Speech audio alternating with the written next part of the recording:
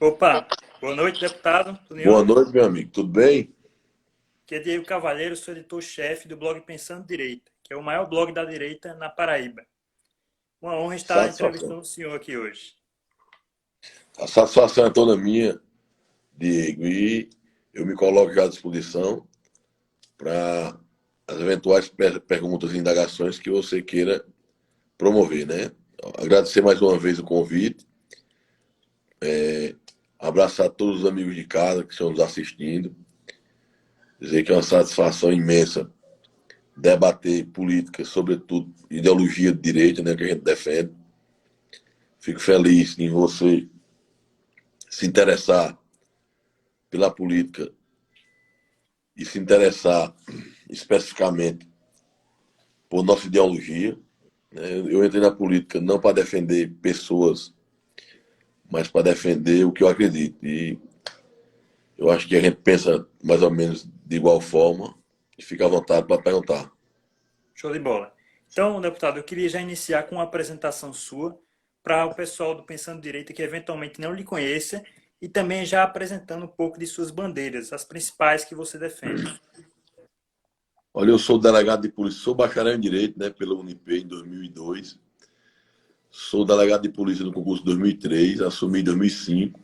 Comecei no Brejo Paraibano, depois fui delegado do GOI, fui delegado de homicídios, fui corregedor do Detran, aí fui secretário na Paraíba, né, da Administração Penitenciária, Cidadania e Justiça, lá no Rio Grande do Norte.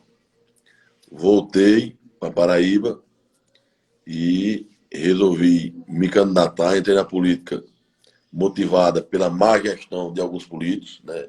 Eu achava que o concurso público ele ia me salvar das perseguições e não tem nada a ver com isso. A política ela interfere em tudo. E quando a gente se omite, quando os homens de bem e as mulheres de bem não entram na política, né, não se interessam por política, a política fica na mão das pessoas más e a gente vê a política sendo pervertida e usada para fazer o mal. Então eu entrei nisso para tentar dar um norte à política, né, fazer com que a política ela fosse usada para ajudar o povo, que a meritocracia valesse e a gente dentro da Assembleia, nossa bandeira é essa, né? É a meritocracia, é a defesa da família, é a defesa da legalidade, da moralidade pública, é a defesa da religião, né? A defesa de um Deus. Eu acho que o país ele precisa ter fé para poder sair da crise. De todas as crises que enfrentou, essa foi a maior crise política, mas essa crise que hoje é de saúde pública, que também é política, e de moralidade pública, eu acho que a gente precisa de fé. Então, as bandeiras basicamente são essas. Defende o servidor público, defende a livre iniciativa, defende o empreendedorismo. Então a gente procura atuar em várias áreas. Sou delegado de polícia de carreira, como eu disse, defendo a segurança pública, né? Mas também não esqueça a saúde, a educação, a agricultura, a habitação. A gente procura atuar em todas as áreas. Eu costumo dizer que a minha bandeira é a moralidade pública. O que for certo a gente defende e o que for errado a gente combate. Pronto, show de bola. Agora eu queria saber do senhor qual é a sua avaliação da gestão Luciano Cartacho. Olha, Luciano Cartacho, ele veio do nada, né? Luciano Cartacho, mais ou menos, ele surgiu numa situação que uma pessoa passa hoje. Políticos antigos, um racha entre Ricardo Coutinho e sua base. A máquina pública da prefeitura, Ricardo não conseguiu operar, ele tinha um Estado, mas não conseguiu operar a prefeitura. E Luciano teve sorte, né? Saiu de quarto para primeiro. Era um ilustre desconhecido, era deputado estadual, vice-governador, mas ninguém conhecia seus dotes administrativos. O pessoense aceitou, ele ganhou no segundo turno. Ricardo Coutinho já vinha massacrando a Paraíba, então foi mais um voto de protesto. Mas você, como gestor, você não pode identificar Luciano, porque ele não tem uma grande obra em uma pessoa que se destaque. A única obra que tem na gestão dele é o escândalo da Lagoa.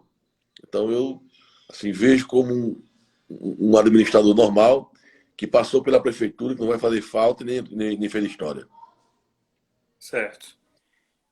Pegando o gancho aí, já que o senhor é delegado de polícia e tem como especialidade a segurança pública, Gostaria de saber, na sua opinião, deputado, como poderia ser melhorada a segurança pública na cidade de João Pessoa. Eu, no ano passado, peguei um depoimento de um guarda municipal, que não vou revelar o nome, obviamente, e ele me falou que boa parte da guarda municipal de João Pessoa não tem arma disponibilizada pelo governo municipal, ou seja, eles que têm que, por conta própria, conseguir sua arma e, inclusive, a segurança do próprio prefeito tem boa parte dos seguranças da guarda municipal que Todos não são tem policiais arma. militares. Sim.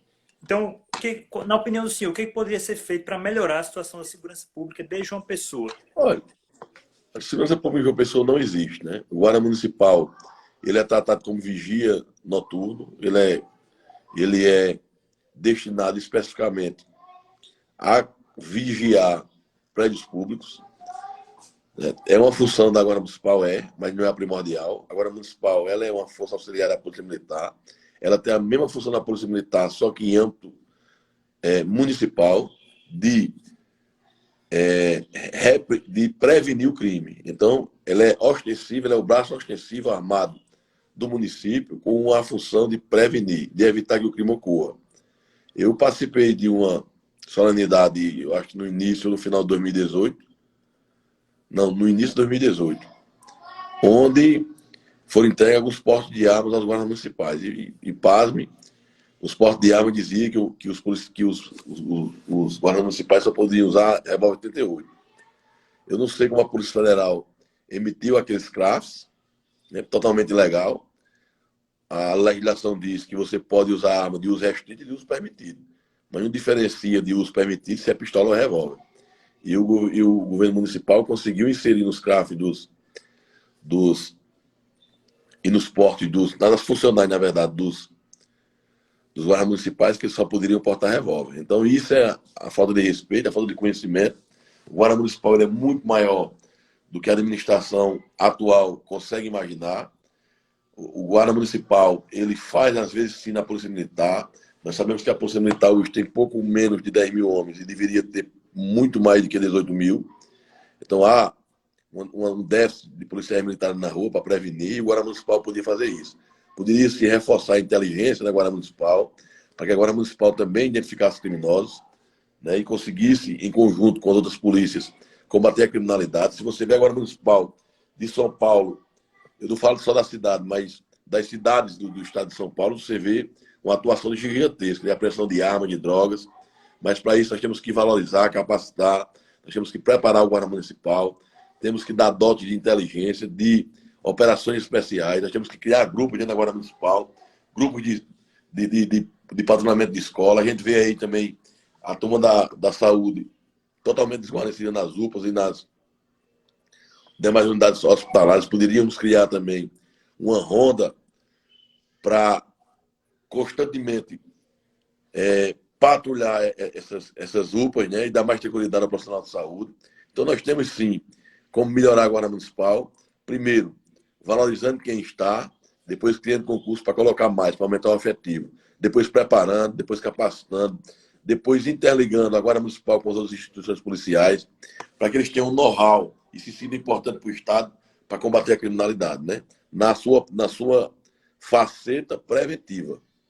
Então, a Guarda Municipal tem uma grande importância, só que é desvalorizada porque falta conhecimento da gestão municipal, de realmente quais são as atribuições da Guarda Municipal. Geralmente, se coloca secretários que não têm conhecimento de segurança pública, se coloca por amizade, se coloca por conveniência política, e paga a Guarda Municipal, paga a segurança pública e, consequentemente, a população de uma pessoa. Sim. Agora, falando de coronavírus, Covid-19, deputado. Eu vi que o senhor apresentou uma ideia, um projeto sobre uma contagem mais precisa dos óbitos por Covid, né? Tem a questão da suspeita por Covid, tem gente que morre com o vírus, mas a causa não é exatamente o vírus, e é colocado como morte por Covid. Isso aí tem inchado Olha, os números e favorecido que os governantes continuem comprando sem licitação e aumentando o superfaturamento e a corrupção. É verdade? olha, na dúvida, a orientação do governo do Estado, da Prefeitura, é colocar Covid. Né? A gente já sabe qual é a intenção de gerar pânico. Gerando pânico, eles conseguem fazer as compras sem licitação, eles conseguem manter por mais tempo período de restrições, né, e, consequentemente, de não licitação.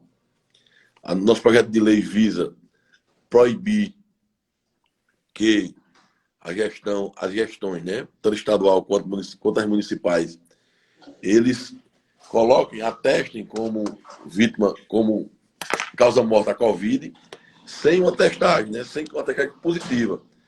Né. Na dúvida, não é Covid. Né? O nosso projeto de lei visa nesse sentido, para evitar essa especulação, para evitar esse constrangimento da população. A gente já viu gente, né, constando a cidadão de óbito, que ele morreu de Covid, quando na verdade o cidadão nem morrido tinha, né? Então há uma irresponsabilidade por parte do governo do Estado, por parte da Prefeitura de João Pessoa e algumas outras prefeituras, que não se preocupam em constranger as famílias, que não se preocupam em denegrir a imagem dos pacientes. Né? Imagina aí você chegar no hospital e dizer que seu pai ou sua mãe morreu, quando na verdade estão vivos. Então a preocupação da Prefeitura não é com a população da Prefeitura e do Estado é, de forma definitiva, de continuar com a parceria de licitação, quiçá a desviar recursos públicos. Mas o Ministério Público, tenho certeza, que está de olho com a Polícia Federal e logo, logo nós teremos uma resposta dura em relação a essas pessoas que insistem em viver à margem da lei e usar o povo como moeda de troca por seus interesses escusos. Certo. Na sua opinião, deputado, como deveria ser feita a transição para a reabertura do comércio na Paraíba e em João Pessoa? Olha, eu acredito e tenho certeza, a Paraíba começou de trás para frente. Ela começou restringindo demais e ela começou abrindo demais depois que restringir. Tudo que se faz na vida é com planejamento. Eu propus, logo no início da pandemia, ainda quando existia sessão presencial na Assembleia, a criação de um comitê gestor de crise. Eu sou oriundo da Polícia Civil, sou oriundo da Segurança Pública, e todas as crises que eu participei, nós dividimos responsabilidades e ideias através desse comitê gestor de crises. E o que é um comitê gestor? O que é um órgão gestor? É a união de todos os poderes e órgãos relativos à temática do caso, no caso, Segurança Pública. Era juiz de execução penal, era promotor de execução penal, era Tribunal de Contas, era especialista na área, era policial civil, polícia militar, federal, rodoviária federal, guarda municipal, defensoria pública. E a gente se reunia, né, todos os dias à tarde, traçávamos metas, as metas a curto, a médio e a longo prazo, conhecíamos o inimigo e criávamos uma estratégia para combater aquele inimigo, como eu disse, nessas 3 fases. Na saúde é a mesma coisa. Deveria ter criado um comitê de crise, constituído pelo secretário de Saúde, o governador do Estado, representante do Ministério Público, do Judiciário, do Tribunal de Contas, especialistas na área, né? Médicos, enfermeiros, fisioterapeutas, especialistas na área, entidades de classe, e bem como os conselhos, né? Os conselhos das categorias, Conselho Regional de Medicina, Conselho Regional de Enfermagem, e aí a gente ia conhecer o inimigo, no caso o coronavírus, traçar metas, né? Mas pensando também na economia, pensando também na geração de emprego, na verdade nem na geração de emprego, mas na manutenção dos empregos. E o que aconteceu? Não teve nenhum tipo de planejamento, o governo do Estado saiu copiando e costurando medidas adotadas pelos outros estados, tomou de forma assodada algumas medidas e a sociedade está pagando, né? Saiu fechando tudo, inclusive o que não tinha risco, e eu acho que errou aí. Agora, eles vão insistir no erro, porque se recuarem vai ficar feio mais do que já está, e a população vem pagando, né? Eu tenho me reunido com algumas categorias que, mesmo acabando a restrição, mesmo acabando o período desses decretos, continuarão sofrendo por muito tempo, né? Talvez esse ano não se recuperem. Então, nós temos sim que cobrar, agora cobrar com responsabilidade, sabemos a gravidade do vírus, sabemos...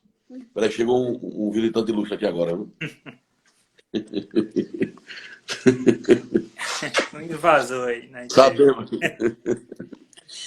Sabemos a gravidade do vírus, sabemos que o vírus se espalha e se contagia de forma rápida. Eu estava conversando com um amigo meu agora, ele me dizendo que teve coronavírus e ele disse que desfaleceu daqui de passeio. Foi para o trauma, foi para a Unimed, rastejando, que eu não conseguia ficar de pé. Então, é grave o vírus, mas nós temos que, de forma efetiva, manter aqueles grupos de risco, aquelas pessoas que têm como ficar em casa, mas existem pessoas que precisam trabalhar, né? Algumas atividades que não podem ser paralisadas. Então, o governo do Estado tinha que planejar uma forma dessas atividades continuarem a laborar, continuarem a funcionar. Né? Tinha que ter algum tipo de restrição? Tinha, mas com inteligência. Então, eu sou a favor, sim, da abertura gradativa, mas da abertura gradativa com diálogo. O que faltou para os governantes da Paraíba foi diálogo. Eles adotaram medidas e o povo não compreendia. Até hoje não compreende porque aquilo, daquela forma, né, e naquele tom. Então, agiram, sim, de forma errada, equivocada, vão pagar um preço caro e o Estado da Paraíba vai pagar um preço caro. Não apenas o empresário, não apenas o servidor público, mas a classe política vai pagar um preço caríssimo. Eles só vão ver quando isso acontecer. Certo.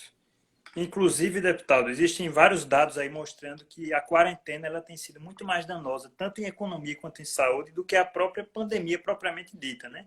O vírus ele tem lá seus danos, ele acomete de forma mais severa o grupo de risco, que é idoso e portador de comorbidade, mas a população em geral passou a ficar reclusa em casa, teve uma diminuição na renda, teve um problema da fome, teve problema da depressão, uma série de outras questões paralelas que se mostraram piores do que o próprio vírus Covid-19.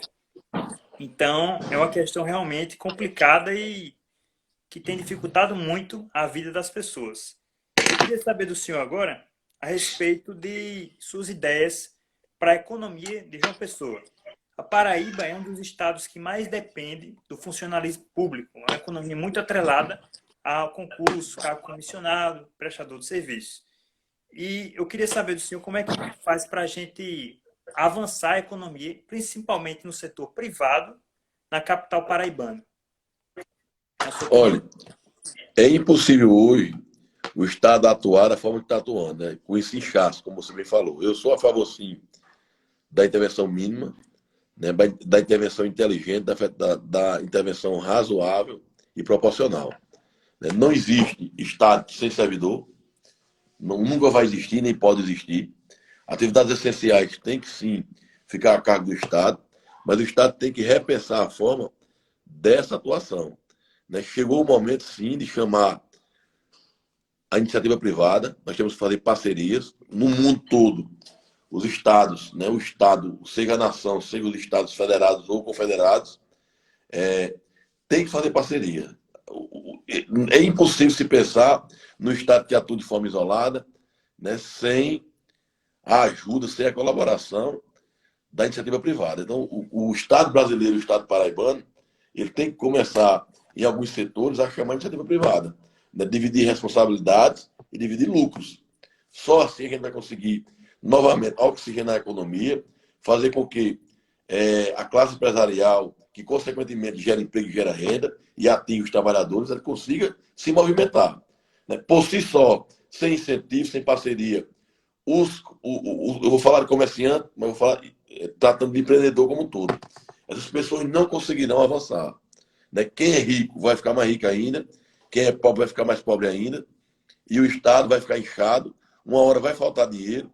Fizeram a reforma da Previdência para reduzir gastos e aumentar as verbas dos cofres públicos, mas isso é uma medida paliativa, e se o Estado não procurar parcerias, não procurar a ajuda da iniciativa privada, vai travar tudo daqui a alguns anos e o Brasil vai ser um país falido, né?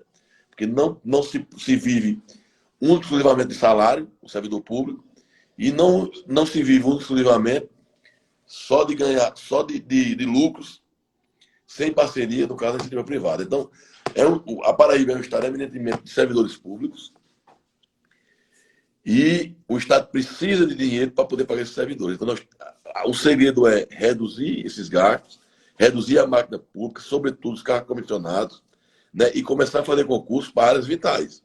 Segurança pública, saúde e educação. A educação e a saúde ainda pode contar com parcerias da iniciativa privada. A segurança pública eu não vejo, Mas eu acho que a única saída do governo da Paraíba é sim chamar parceiros, né, para dividir responsabilidades e reduzir e dividir lucros. Não existe ônus sem bônus, né? Nem bônus sem ônus. Tudo tem uma contrapartida, tudo tem um lado positivo e um lado negativo. Certo. Deputado, eu, como economista, eu fiz alguns levantamentos de dados sobre educação e saúde, como poderia ser feita parceria com o setor privado.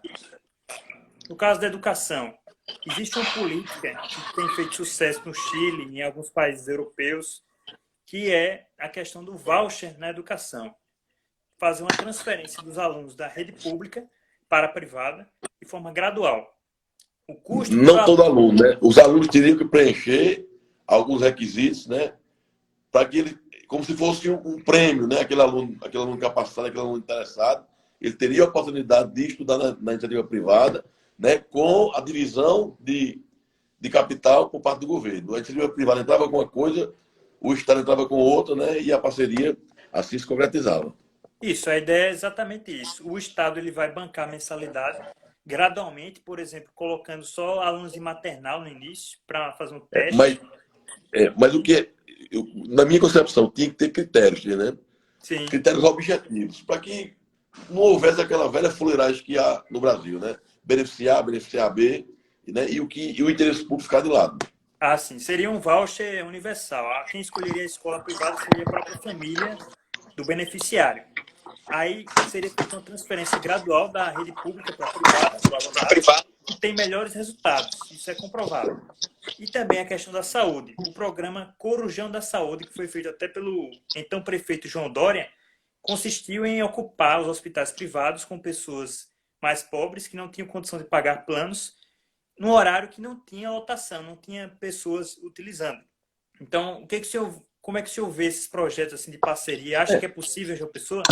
Você chegou no ponto que eu falei, né? É impossível hoje você salvar a Paraíba sem parcerias.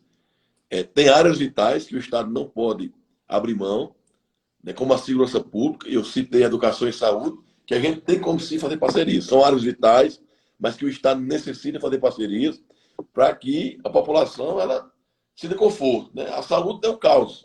Se você perceber, 90% das pessoas que morrem estão morrendo em hospitais públicos. Né? E 90% das pessoas que se salvam estão em hospitais privados. Então tem que sim haver parceria, não pode haver uma imposição, não pode haver interferência do Estado na iniciativa privada, mas uma divisão de lucros. Né? O Estado tem que mostrar ao empresário, tanto no ramo da saúde quanto na educação, que é viável, não só politicamente e moralmente, mas financeiramente para ambas as partes. Então tem que começar nesse sentido. Certo. Agora eu queria saber do senhor a respeito de política pessoense. Como é que o senhor enxerga a atual composição da Câmara Municipal de João Pessoa, em termos de perfil político, em termos de facilidade de negociação? Eventualmente, o senhor chegando a ser eleito prefeito e a Câmara não se renovando muito, como é que o senhor vê assim, o trânsito, a facilidade de negociar com os atuais parlamentares? E também queria saber se o senhor acha que vai haver uma renovação consistente na Câmara. Olha, primeiro, não pode haver negociação entre prefeitura e Câmara. Tem que haver diálogo. Né? Negociação é coisa de bandido. Né? Negociação é quando tem um refém, você vai lá e tenta barganhar alguma coisa. Então, primeiro, não pode haver negociação, tem que haver diálogo. Tem que haver uma ligação estreita entre Câmara e Prefeitura. É impossível o Poder Executivo desempenhar suas funções sem o auxílio da Câmara de Vereadores e, consequentemente, da Assembleia e na âmbito estadual. A gente está vendo Bolsonaro com grandes dificuldades com o Congresso Nacional, mas eu digo todos os dias que existem dois momentos, né? Dois tempos, o tempo de Deus e o tempo do povo. O tempo de Deus, o povo espera todos os dias que aconteça. E quando chega o tempo do povo não sabe aproveitar. O tempo do povo é a eleição. Então, quando alguém diz a mim, reduz teu salário, dá teu salário para combater a pandemia, eu sou contra. Sabe por quê? Porque eu não admito ser nivelado com políticos corruptos. Eu dou meu expediente, eu sou o deputado mais produtivo da história da Assembleia Legislativa, com mais de 1.000 proposituras no primeiro ano, em 2019. Em 2020, continuo em primeiro lugar, já chegando a 600 no meio do ano. Então, com certeza, eu vou dobrar no mínimo chegando aí a 1.000 de novo. Se Deus quiser, o deputado mais atuante outra vez. Então eu cumpro meu papel, eu tenho minhas obrigações, e o que deveria acontecer era a população cobrar da classe política, assim como a classe empresarial cobra do seu funcionário, produtividade. Aquele político que não atingisse a meta naquele ano, ele não recebia salário, ou tinha seu salário reduzido. Assim, era de forma justa, você cobrar, né, você cobrar da classe política produção e que ela atingisse o interesse público. A lei que o político aprovasse, ou fosse sua autoria, que não beneficiasse o povo, ele perdia tantos pontos, né, e, consequentemente, perdia financeiramente. Então, assim, a gente conseguiria forçar a classe política a trabalhar em benefício do povo. Mas a principal arma aí do povo é a eleição, é o voto. Eu acredito que mais de 50% da Câmara de João Pessoa e das grandes cidades da Paraíba vão renovar sim. A população ela não admite mais esse tipo de atuação do parlamento, uma atuação que se confunde com o executivo. A gente não sabe hoje se um vereador de João Pessoa, com suas raras exceções, assim também acontece na Assembleia, a gente não sabe mais se o vereador, um deputado, ele é deputado e vereador ou se é secretário do governo, secretário especial do governo. Eles atuam mais como secretários especiais do governo do que propriamente como um parlamentar autônomo. Então o povo tem sim a oportunidade de mudar, eu creio que vai mudar, e isso vai ajudar o futuro gestor da Prefeitura de João Pessoa, que não pode haver negociação. O parlamentar ele não pode votar o que é de interesse do povo por dinheiro, por cargo. Ele tem que entender que ele está ali para analisar mensagens do governo que venham de acordo a garantir o interesse público. Então, o que for de interesse do povo é de interesse do parlamento.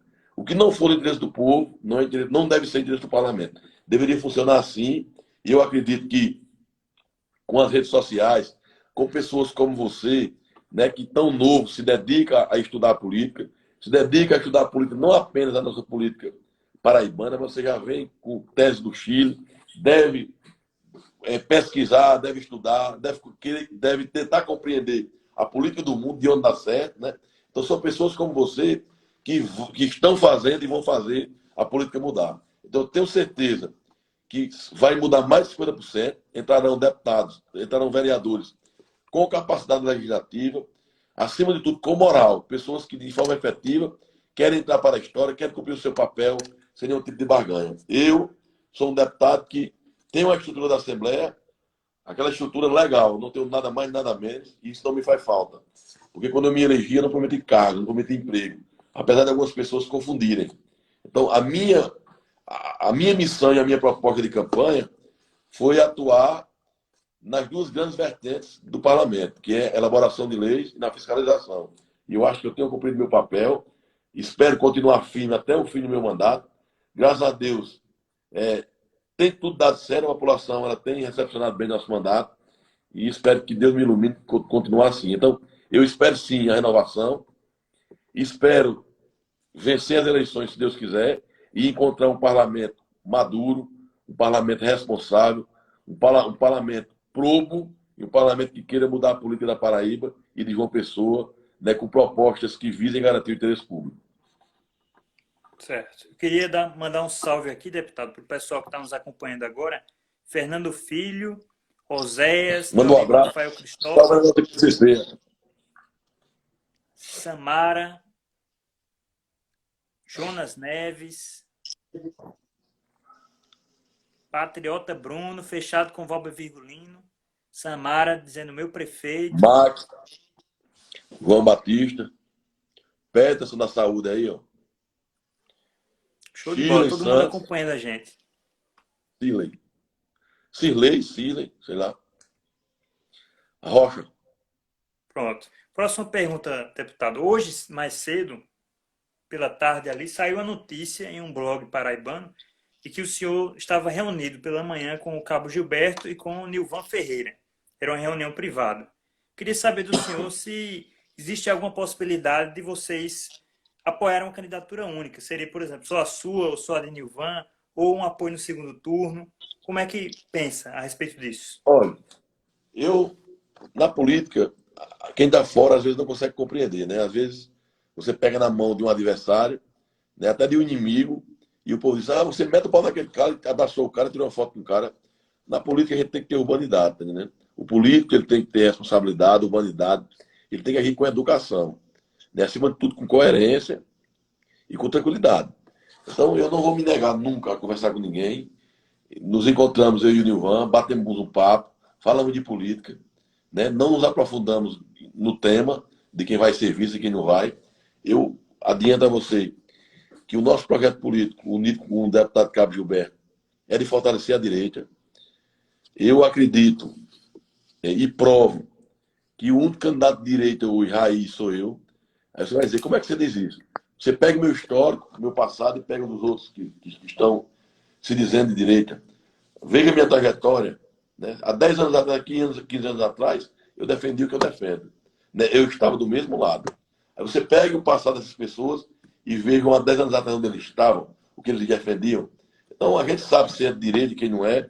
Na verdade, eu não gosto de dizer de direita ou esquerda, eu gosto de dizer, né, quem está do lado do certo e do lado do errado. Né? Quem defende o que tem de ser defendido. Muitas pessoas, na gestão do PT, isso é covarde, né? Muitas pessoas que defendiam a ideologia de direita, defendiam a família, defendiam a moralidade pública, a religião, isso é covardade. Né? Se deixaram levar pelaquela pressão do socialismo e o socialismo se fortaleceu em função da fragilidade e covardia do público de direita. Mas mesmo naquele tempo eu me mantive firme, eu me mantive com meus propósitos, sempre defendendo a religião, a crença em Deus, a crença num Deus, defendi a família e defendi a moralidade pública. Né? Tanto que eu passei por vários cargos públicos, de livre nomeação e livre exoneração, e não respondi nenhum processo. Então aí meu zelo à coisa pública, ordenei milhões de despesa, tentei e eu acho que consegui fazer o mais com o menos. Então, é nesse sentido que eu procuro alianças. Né? Eu não estou dizendo aqui que não vamos ter alianças.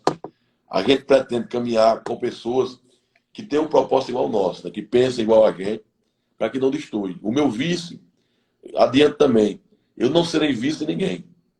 Né? Eu não vou deixar de ser deputado, não vou deixar, não deixarei de liderar um projeto que eu acredito que será vitorioso, porque é necessidade do povo, para por questões, né, de conveniência, abrir mão para alguém.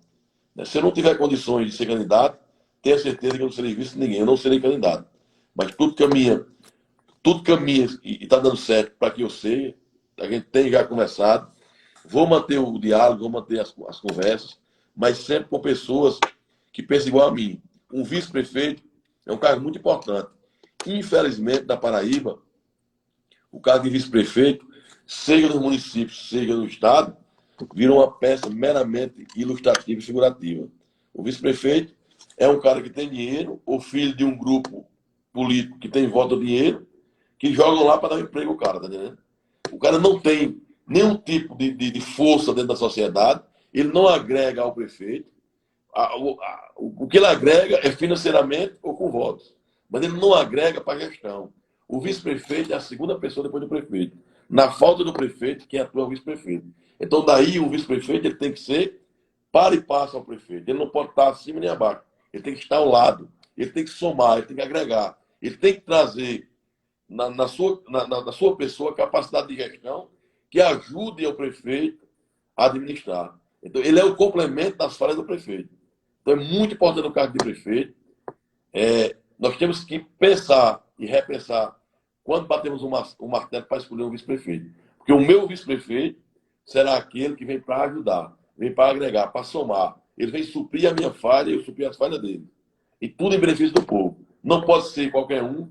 O cargo de vice-prefeito não pode ser um cargo para dar emprego a quem não se deu bem na vida. Né? Um filho de um político, um filho de um empresário, ou o próprio político que tem dinheiro, o próprio empresário que tem dinheiro, mas que não tem reconhecimento, que é poder. Então temos que ter cuidado, temos que avaliar, a chapa tem que ser avaliada, o prefeito e o vice. Não adianta avaliar só o prefeito, tem que avaliar o conjunto. Certo. Deputado, há algumas semanas o carro do senhor foi alvejado por tiros no bairro do Rangel. Qual o senhor acha que teria sido a motivação desse ato? Olha, quando aconteceu, eu, por conta própria, investiguei, né? E resolvi só divulgar depois que estava tudo desvendado. Na verdade, João Pessoa virou uma bagunça, né? O estado da Paraíba, quem manda é o crime organizado. Então, ali no Rangel, antigamente, as trocas de tiro entre a criminalidade ocorria de madrugada. Hoje, a qualquer hora do dia, se você passar ali, pode ganhar um presente de uma bala perdida. E, infelizmente, meu carro estava no lugar errado, na hora errada. Né? Poderia não ter pego na coluna, poderia ter pego na cabeça do meu motorista, ou poderia ter pego na minha, se eu tivesse no carro.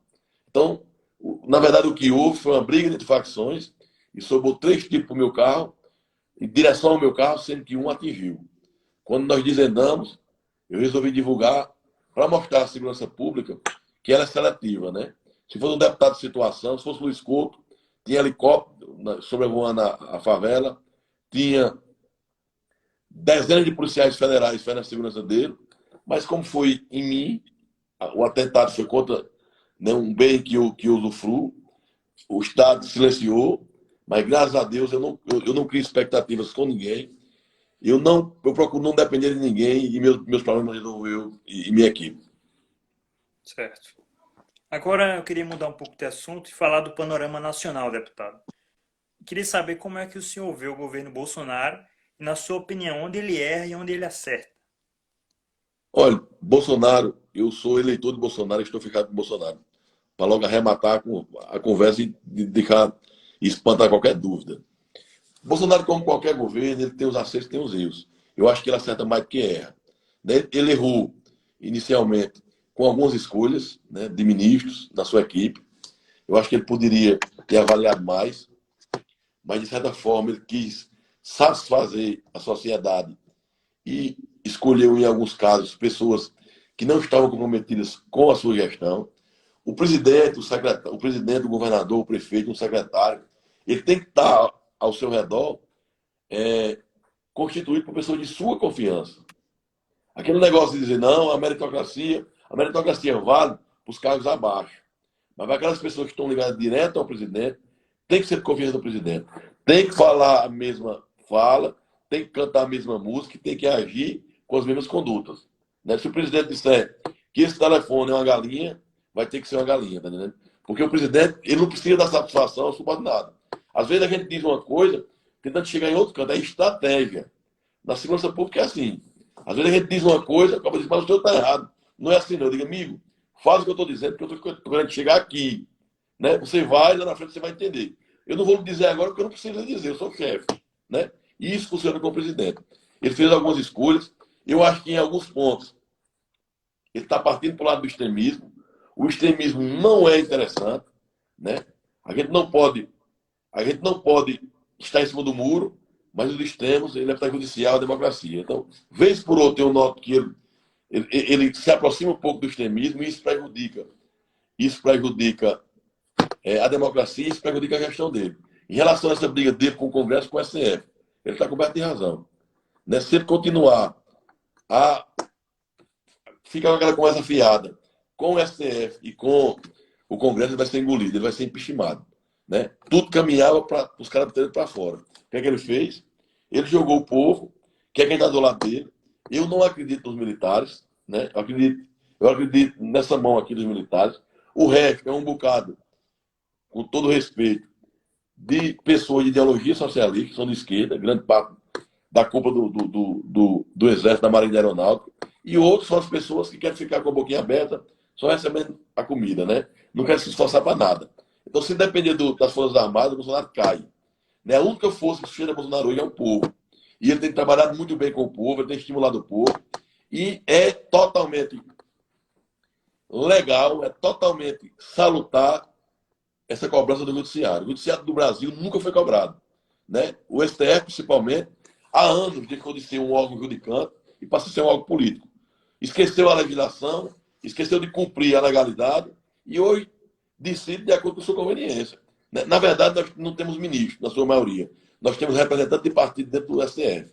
Nós temos um do PSB, outro do PT, né, que estão lá para defender o interesse desse povo. Não está para defender o interesse do povo, não. Então, se estão agindo errado, não existe fiscalização para eles.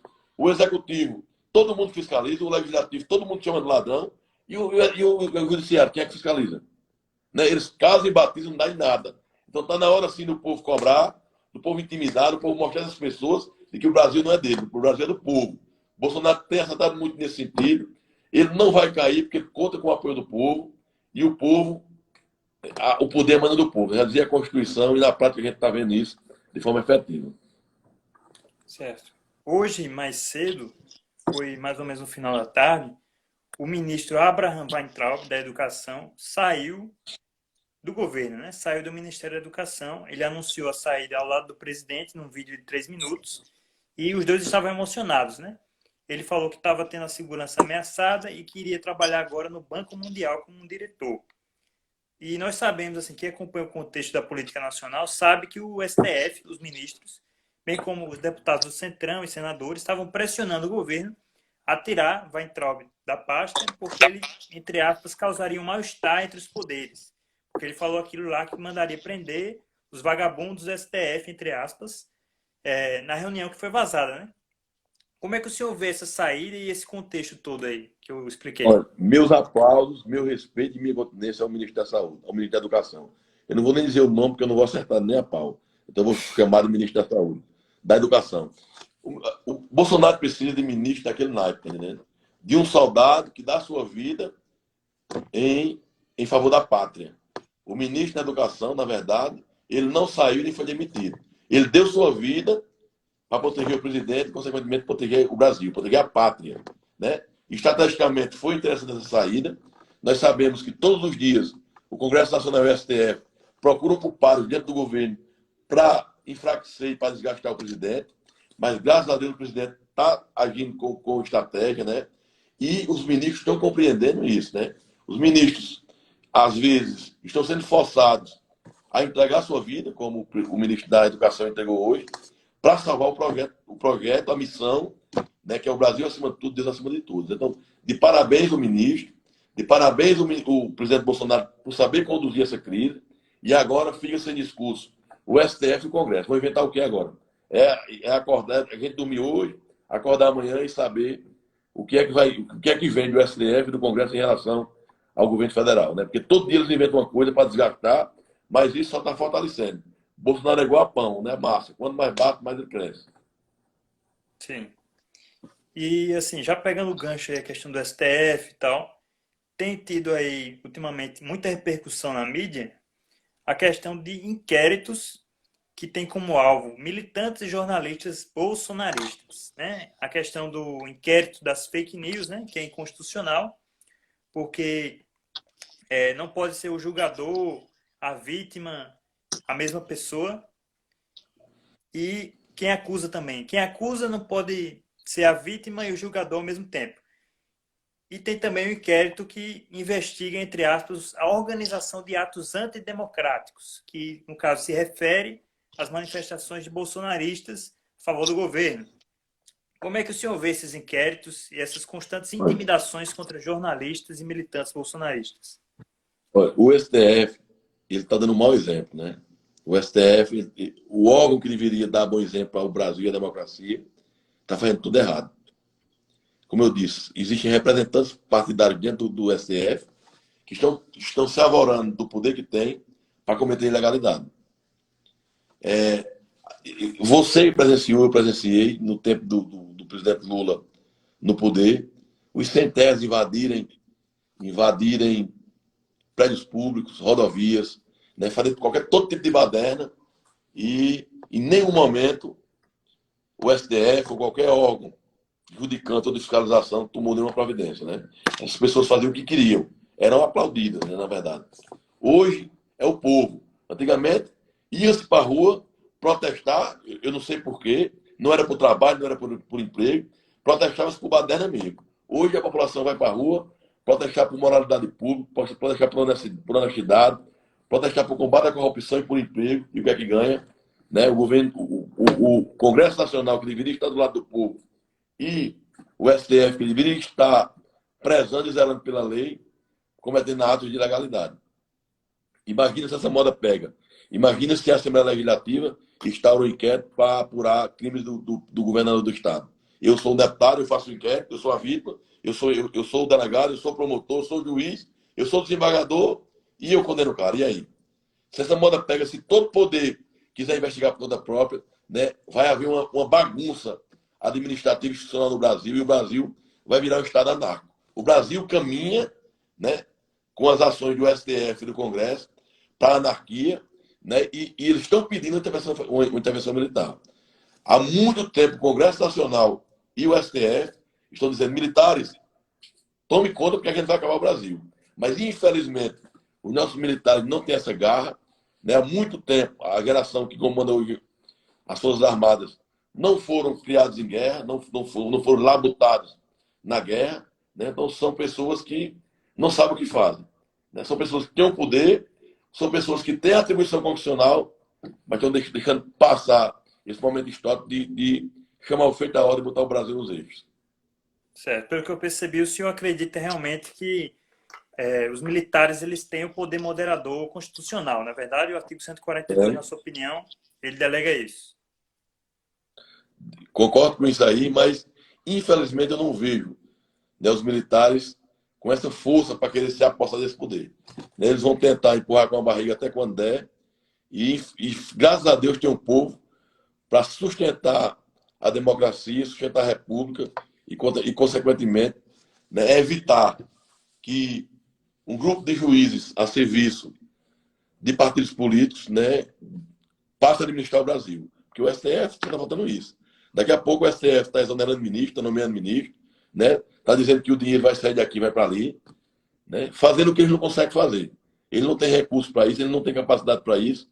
Em vez de cuidar da função primordial deles, que é julgar com imparcialidade, eles estão tentando se arvorar de uma competência, de um poder que eles não têm, que é o poder de gestão, que é inerente e específico do poder executivo. Certo. Agora, deputado, eu queria voltar a falar de Paraíba, mais especificamente do governo do estado. Queria saber qual é a sua avaliação. Fala o que você quiser, viu? Se eu não souber, eu digo que não sei. Certo. Qual é a sua avaliação sobre o governador e a gestão do governador João Azevedo? Olha, é uma gestão ilegítima, é uma gestão que se apropriou da corrupção para chegar onde chegou. Então, o governador João Azevedo não tem nada pessoal contra ele, mas não deveria estar nem aí. Né? Ele ganhou de forma comprovada com a ajuda do dinheiro podre, da corrupção. É, né? Uma gestão que já vem, que foi gestada, né, por uma organização criminosa. Eu acho que ele nem tem legitimidade, ele nem tem moral, e ele na verdade, ele não tem capacidade de gerir o Estado. A gente está vendo o Estado fraquejando em todas as áreas, a gente está vendo secretários loteando o governo do Estado, um secretário manda numa banda, outro manda em outra, e quem menos manda é o governador, e eu acredito, sem dúvidas, de que por trás disso tudo ainda encontra-se o governador Ricardo Coutinho. João é uma peça importante, né, na manutenção do poder de Ricardo Coutinho. Essa briga ela foi exposta à sociedade para evitar pedido de prisão preventiva de Ricardo Coutinho. Se ele tivesse mandando de forma efetiva, de forma clara, o Ministério Público com certeza já tinha alegado, tinha tirado de circulação e ele estava preso. Ele demonstrando para a sociedade e para as autoridades que estão rompidas, que ele não tem força nenhuma no governo, ele está aí como está, né? Continuando a proferir suas bravatas, né? A tentar enganar o povo e a tentar desmoralizar as instituições. Certo. Inclusive, o governador ele está envolvido no escândalo do Consórcio Nordeste, né? Que é a Operação Ragnarok que está apurando aí. Olha, o Consórcio Nordeste é uma organização criminosa legalizada. Né? Eu, inclusive, entrei com um pedido de impeachment contra o Consórcio Nordeste, contra o governador, entrei com intervenção federal, entrei com pedido de cassação e entrei com pedido de informação. O que acontece com o Consórcio Nordeste? O Consórcio Nordeste, que eu investiguei, gastou 500 mil em diárias.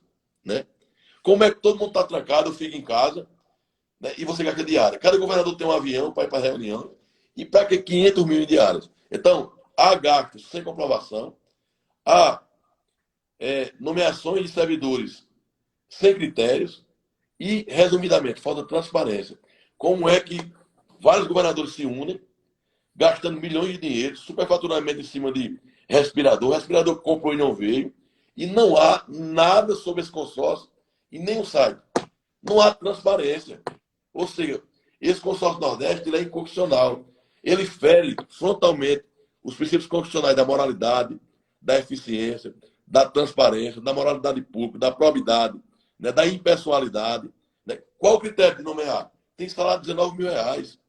Então, é inconstitucional e eu acho que deveria para o governador aceitar ser membro desse consórcio, passar pela Assembleia. Há gastos, como é que eu diria, ordenação de despesa de gastos públicos. Então, a Assembleia tinha sim, e o Tribunal de Contas tinha sim que participar dessa autorização. Tinha que haver uma autorização prévia. Mas não, o governo vai lá, gasta como quer, com o que quer, dá prejuízo ao Estado, não dá nenhum tipo de satisfação. Então, é ilegal. Eu acredito que o Ministério Público e a Polícia Federal vai cair de pau em cima desse consórcio, porque, na verdade, não é um consórcio. É uma organização criminosa que conseguiu se legalizar. Certo. Agora, deputado, eu queria saber uma questão pessoal sua. Qual é a sua inspiração filosófica ou as suas inspirações principais, assim, que moldam o seu pensamento político? Olha, as minhas inspirações são mais na área da segurança pública, né? Eu, assim, sou um apaixonado por segurança pública e vivo isso no sangue. Eu entrei na política para dar um político a esses políticos, né? Aos políticos tradicionais. Eu não tinha vocação nenhuma, eu acredito que não tenho ainda vocação. Eu sou um cara, eu todos os dias estou tentando me moldar, né? Agora eu me lancei pré-candidato a prefeito e alguns assessores meus disseram, você tem que ser menos rude, né? Você passa um jeito agressivo para a população. A população não quer isso. A população quer um cara família, família, assim, demonstra, né, nas redes sociais, você se declarando a mulher, né? Então, a sociedade ela quer montar um candidato que não existe na vida real, tá entendendo? Para você ser candidato, você tem que sair de sua essência, né? Para mostrar à sociedade que você parece que você não é, né? Então, esse meu jeito rude vem da polícia, né? E eu acho que o jeito duro é o jeito de bom gestor também, né? O gestor, o político, ele não precisa estar sorrindo para todo mundo. Ele não precisa, né, assim, estar com falso moralismo. O político ele tem que cumprir o seu papel, ele tem que tratar bem a população, mas aquela história de político tapinha nas costas acabou, né? O político tem que ser natural. A função do político é administrar bem os recursos públicos, não roubar, né, e combater a corrupção. Se ele fizer isso, ele será um grande político. Então, tentam mostrar, querem mostrar à sociedade uma pessoa que eu não sou, né? Eu sou isso, né? Eu sou uma pessoa família, sou dentro de minha casa, né? Gosto de passar meus dias com meus filhos, com minha mulher, né? Sou de poucas brincadeiras, né? Tenho minhas amizades, logicamente a gente se abre mais com alguns amigos mais chegados, mas procuro sim agir com responsabilidade, né? Agir com seriedade, passar para o povo que aquele político de tapinha nas costas, aquele político bonachão, já foi. O político ele tem que ser sério, né? Ele tem que ser centrado, ele tem que, de forma efetiva, mostrar ao povo que ele está cuidando do que é dele com responsabilidade e com legalidade. Então, na política eu não tenho nenhum herói, né? A gente vê algumas pessoas falando de fulano, de Beltrano, e quando a gente vai entrar de forma específica na biografia, a gente vê que esses caras não foram nada, né? Que eles foram bandidos como qualquer outro, né? Então eu procuro não ter inspiração dentro da política, eu procuro ficar com os meus heróis da polícia, né? Aquelas pessoas que deram sangue no anonimato para defender a sociedade.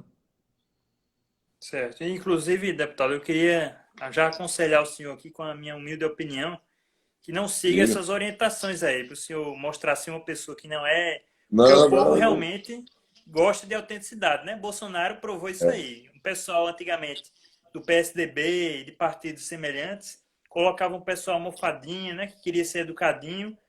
Olha, Por trás das câmeras era malandrão. Na frente das Danilo, câmeras queria ser o Diego, né? educadinho, Diego, ganhava voto do povão. olha, Diego, eu venho da segurança pública e na segurança pública a gente não pode expor a família, né? Eu nunca postava foto dos meus filhos, nunca postava foto de minha mulher. Não é porque eu não fosse família que eu não tivesse orgulho deles, não. Era para preservar. Né? Eu combati as maiores facções criminosas do Brasil, PCC, Comando Vermelho, e eu não podia expor minha família. Né? A gente está aqui, a gente vai com uma missão na guerra e lá é o bandido contra a polícia.